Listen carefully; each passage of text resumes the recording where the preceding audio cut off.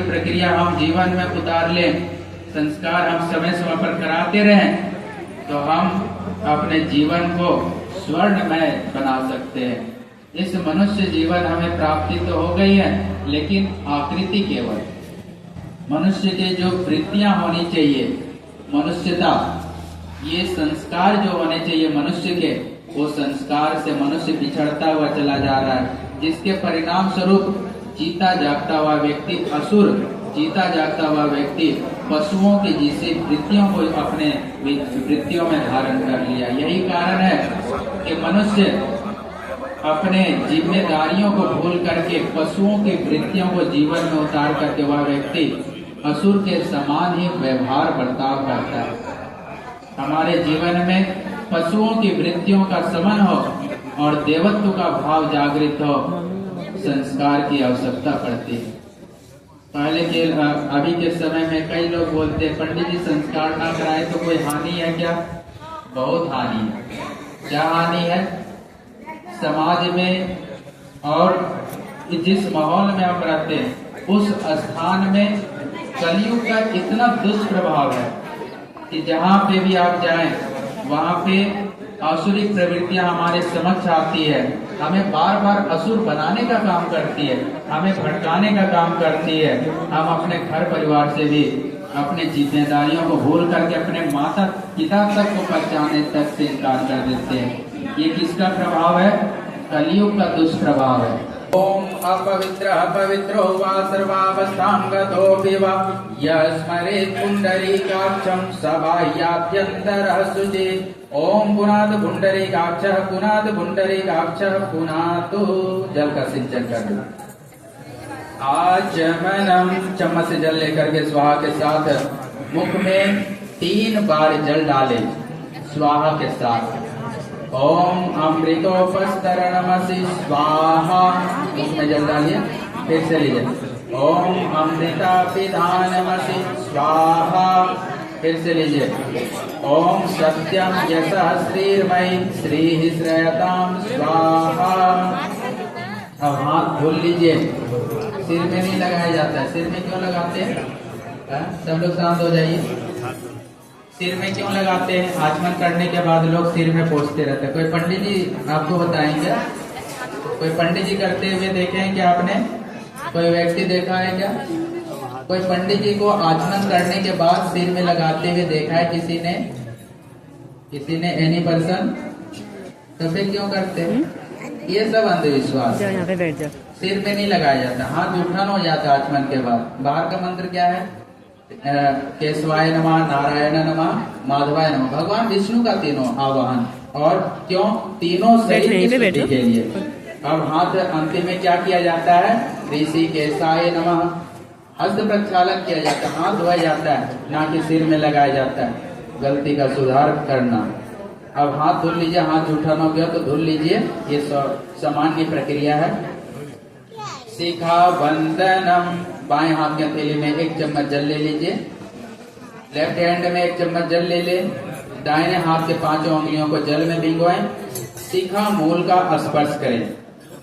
प्रार्थना करें श्रेष्ठ विचार हमारे मस्तिष्क में जागृत हों। ओम चित्रूपिणी महामाये दिव्य तेजः समन्विते तिष्ठ देवी शिखा मध्ये तेजो वृद्धिं कुरुष्व में। जल नीचे छोड़ दिए। प्राणायाम, कमर सीधी करके बैठे, दोनों हाथ गोद में रखें। धीरे धीरे लंबी गहरी श्वास खींचे, थोड़ी देर रोकें, पुनः श्वास को धीरे धीरे बाहर की ओर छोड़े। प्राणायाम करें। ओम भूः ओम भुवः ओम स्वः ओम महः ओम जनः ओम तपः ओम सत्यम ओम तत्सवितुर्वरेण्यं भर्गो देवस्य धीमहि धियो यो नः प्रचोदयात्। ओम आपो ज्योतिरसोमृतं ब्रह्म भूर्भुवः स्वः। ओम न्यासः, न्यास का अर्थ होता है धारण करना। देवत्व को हम धारण करें। बाएं हाथ के थैले में 1 चम्मच जल ले लीजिए, लेफ्ट हैंड में। दाहिने हाथ की 5 उंगलियों को जल में भिगोएं। निर्दिष्ट अंगों को बाएं से दाएं स्पर्श करते चलेंगे। रक्षा विधान, यज्ञ जब प्रारंभ होता है तो असुरी प्रवृत्तियां विघ्न उत्पन्न करती है। बैठ जाओ, क्यों खड़े हो गए? बैठो जल्दी। हाँ, इसमें आसुरी प्रवृत्तियां विघ्न उत्पन्न करती है। पंडित जी हमको तो दिखलाई नहीं पड़ते असुर, कहाँ विघ्न उत्पन्न करते? पहले तो था देवता लोग यज्ञ करते थे तो असुर लोग हड्डियां डाल देते थे, पानी डाल देते थे। अभी क्यों ये क्रम कर रहे? अभी अंतरिक्ष में जो हमारे विचारों में आकर के जो आसुरी प्रवृत्तियां सूक्ष्म जो विद्यमान है, ये क्या करती है?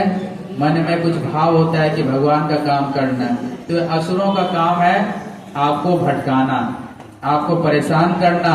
कोई भी देव कार्य आपके मन में कुछ ऐसी प्रेरणाएं आई है तो उससे उलझाने का काम करती है असुरी प्रवृत्तियां। दिक्पाल देवताओं का आह्वान करते हैं। 2-2 दाना अक्षत लेकर के बाएं हाथ में पीला चावल रख लीजिए लेफ्ट हैंड में, और दाएं हाथ से 2-2 दाना अक्षत लेकर के जिस दिशा में निर्देश हो, पूर्व दिशा किधर है आपका? आगे की ओर, ठीक है? इधर से हम निर्देश करेंगे तो आगे से अक्षर छोड़ना है 10 दिशाओं में मंत्र के साथ। चलिए, ओम पूर्वे रक्षतु वाराह आग्नेयां गरुडध्वजा दक्षिणे पद्मनाभस्तु नैऋत्यां मधुसूदन। गायत्री मंत्र का जप जरूर करना। ब्राह्मण का ये लाइसेंस है। 2 चीज, क्या क्या? सीखा और दूसरा सूत्र। चुटिया छोटा रखना लेकिन जरूर रखना, पूरा बाल हटा मत देना, चुटिया को पूरा मिला मत देना, छोटा ही रखिए लेकिन जरूर रखना। ये 2 चीजें प्रत्येक हिंदू को, ब्राह्मण को तो धारण करना ही चाहिए। अब आगे सृष्टिकृत होम के लिए आपके पास रुचि पात्र में रुचि पात्र रखा हुआ है, उसमें मिष्टान का एक पीस ले लीजिए।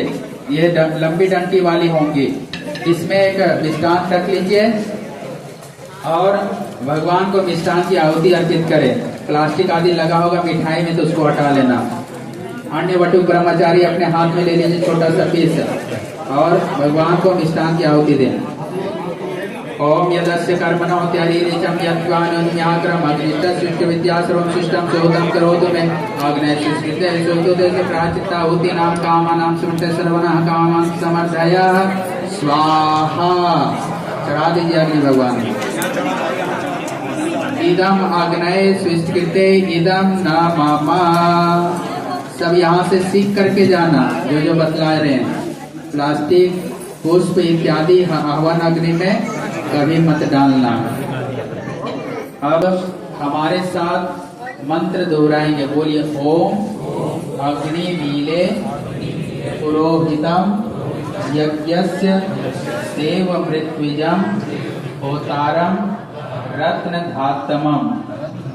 ये ऋग्वेद का पहला ऋचा है, पहला मंत्र। इसमें अग्नि का एक नाम बतलाया गया, ईश्वर। अग्नि क्या है? पुरोहित। पुरोहित है। पुरोहित का काम क्या होता? लोक कल्याण करना, सही दिशा प्रदान करना। वो काम कौन करता है? अग्नि भी करती है। इसलिए अग्नि को पुरोहित भी कहा गया। इस पृथ्वी के पुरोहित अग्नि देवता। लोग कहते हैं पंडित जी हमारा तो जनेऊ हो गया, हमको लाभ क्यों नहीं मिल रहा? तो उसका बताते हैं आपको क्यों लाभ नहीं मिलता। यज्ञ और गायत्री द्विजत्व की प्राप्ति कैसे हो, तो इसके लिए हर वटुक ब्रह्मचारी को 2 चीजों का वर्ण जरूर करना चाहिए। 2 को धारण करने की आवश्यकता है। क्या क्या? यज्ञ और दूसरा गायत्री। प्रत्येक वटुक ब्रह्मचारी को जीवन में क्या उतारना है? यज्ञ और गायत्री।